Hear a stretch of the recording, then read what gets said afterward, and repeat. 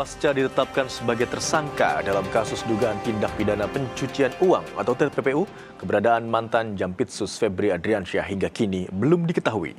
Kejaksaan Agung memastikan mantan Jampitsus Febri Adriansyah masih berada di Indonesia. Kepala Pusat Penerangan Hukum Kejaksaan Agung Anang Supriyatna bilang hingga saat ini belum ada jadwal pemeriksaan terhadap mantan Jampitsus Febri Adriansyah. Penyidik disebut masih mempelajari berkas dan barang bukti yang telah dilimpahkan dari Polri. Kejaksaan memastikan Febri masih berada di wilayah Indonesia dan telah dicegah ke luar negeri. Sudah penyerahan hasil perkara sudah kita terima. Dan terkait dengan yang disampaikan terkait dengan inisial FA itu, yang jelas yang bersangkutan masih ada di Indonesia, tidak keluar negeri dan kooperatif dan dalam pantauan penyidik. Sementara itu Menko Polhukam periode 2019-2024 Mahfud MD menilai diserahkannya perkara kasus korupsi dan TPPU mantan Jampitsus Febri Adriansyah dari Polri ke Kejaksaan Agung tidak sesuai KUHAP. Menurut Mahfud, pelimpahan perkara hanya dapat dilakukan apabila penyidikan telah selesai, terdapat minimal 2 alat bukti, dan tersangka sudah diperiksa oleh penyidik. Namun dalam kasus ini, Febri belum pernah diperiksa oleh penyidik Polri.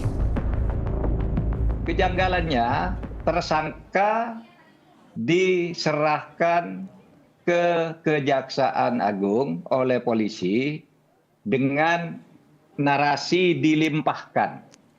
Nah, kalau dilimpahkan itu kan berarti sudah P21. Kalau P21 itu artinya tersangkanya sudah diperiksa sesuai dengan pasal 61 ya KUHAP. Ini belum diperiksa lalu diserahkan. Tersangkanya belum diserahkan juga. Harusnya kan diserahkan oleh penyidik ya, untuk ditahan atau untuk apa gitu kan diserahkan oleh penyidik Polri karena Polri yang membuka. Nah, itu saja kan sudah pelanggaran. Ketua Komisi 3 DPR RI Habibur Rahman bilang Komisi 3 mendengar masukan Mahfud MD mengenai prosedur hukum yang berlaku mengenai perkara korupsi dan TPPU yang menjerat ex-Jampitsus Febri Adriansyah. Habibur Rahman menilai yang dilakukan Polri ke Kejagung dalam kasus Febri bukanlah pelimpahan kasus, namun menyerahkan kasus Febri kepada Kejaksaan Agung. Kami ini anggota DPR bukan hanya berkepentingan untuk bicara, tapi kami justru harus mendengar, termasuk masukan dari Pak Mahfud. Apakah sudah sesuai dengan KUHAP atau belum? Ya, kalau menurut Pak Mahfud belum sesuai dengan KUHAP, ya mungkin kami juga akan undang Pak Mahfud. Ya, kami akan dengar pendapat beliau, kan beliau profesor. Ya, kita tentu kalau keilmuan harus banyak belajar dari beliau. Kalau menjadi masukan ya akan kami teruskan.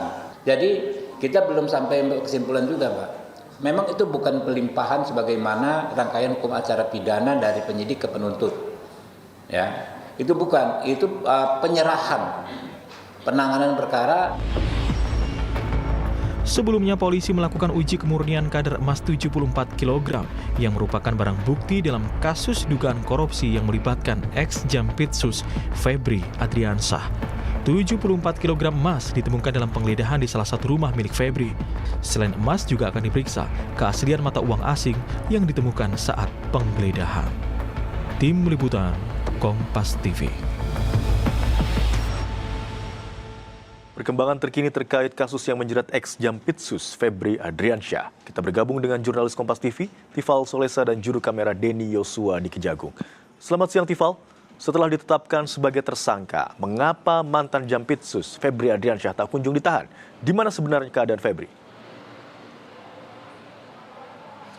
Kejaksaan Agung beralasan selain karena posisi Kejaksaan Agung masih meneliti berkas perkara dan juga bukti-bukti yang sudah lebih dulu dikumpulkan oleh tim gabungan Polri, dalam hal ini Kortas Tipikor Polri bersama Polda Metro Jaya. Kejaksaan Agung menurut keterangan dari Kepala Pusat Penerangan Hukum Kejaksaan Agung Anang Supriyatna juga perlu menerapkan aspek kehati-hatian untuk melakukan pendalaman terhadap mantan Jaksa Agung Muda Tindak Pidana Khusus Kejaksaan Agung Febri Adriansyah yang sudah berstatus sebagai tersangka dalam dugaan suap atau gratifikasi dan tindak pidana pidana pencucian uang dalam pengusutan 3 perkara korupsi di Kejaksaan Agung Republik Indonesia. Sehingga itulah kemudian yang membuat akhirnya posisi Kejaksaan Agung saat ini masih harus mendalami dulu seluruh bukti-bukti itu, baru kemudian mengambil sikap hukum berikutnya. Belum lagi kemarin kalau kita ingat dari Polda Metro Jaya masih melakukan penelitian untuk menguji keaslian dari bukti-bukti yang dikumpulkan, terlebih 74 kg emas yang kemarin dilakukan uji keaslian bersama dengan pihak lain untuk mengukur lagi kadar emas dalam bukti yang telah dikumpulkan atau telah didapatkan atau telah disita dari proses penggeledahan yang berlangsung dalam beberapa hari ke belakang, setidaknya dalam pekan-pekan lalu begitu. Kalau untuk konteks posisi Febri saat ini, Kejaksaan Agung menyebut posisi Febri masih berada di Indonesia dan disebutkan tidak berada di luar negeri.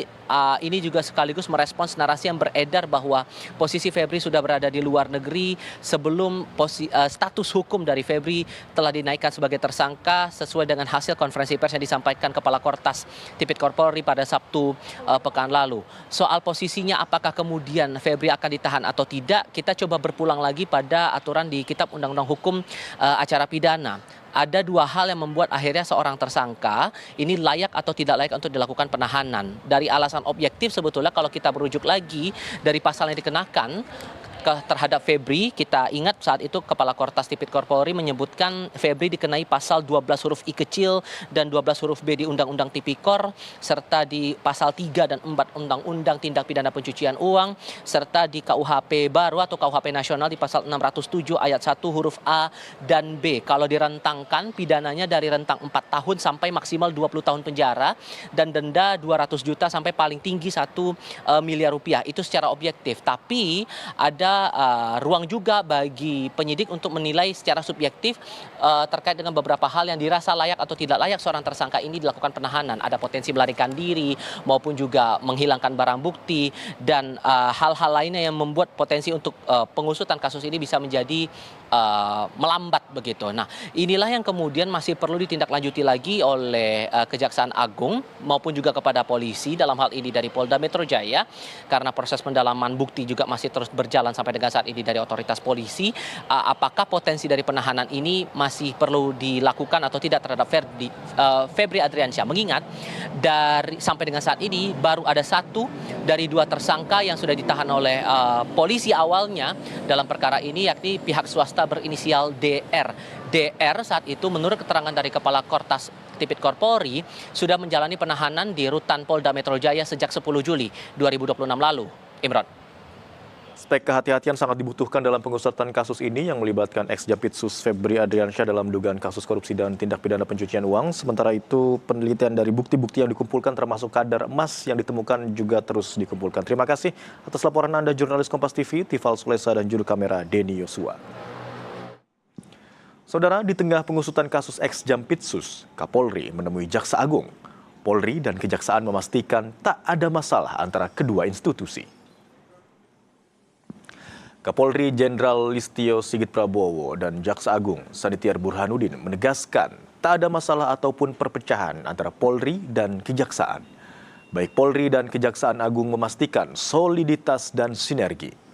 Hal ini disampaikan keduanya usai melakukan pertemuan di Gedung Utama Kejaksaan Agung pada Senin sore.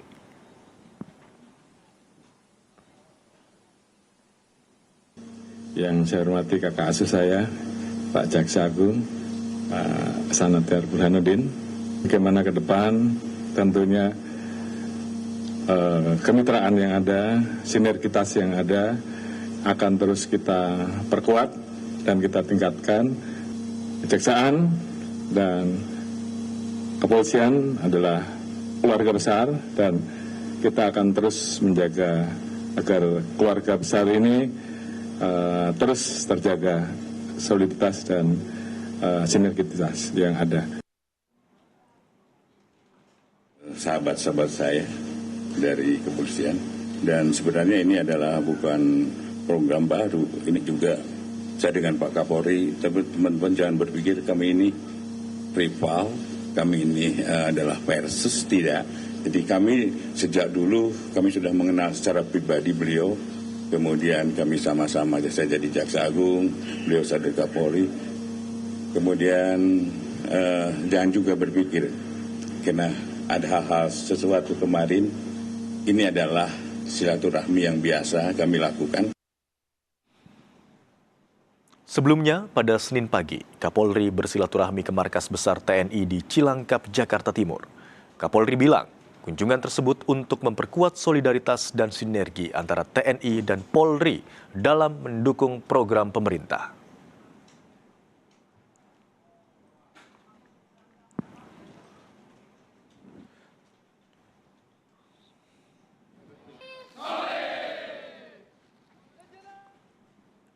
Usai jeda Kompas Siang masih akan kembali dengan sejumlah informasi.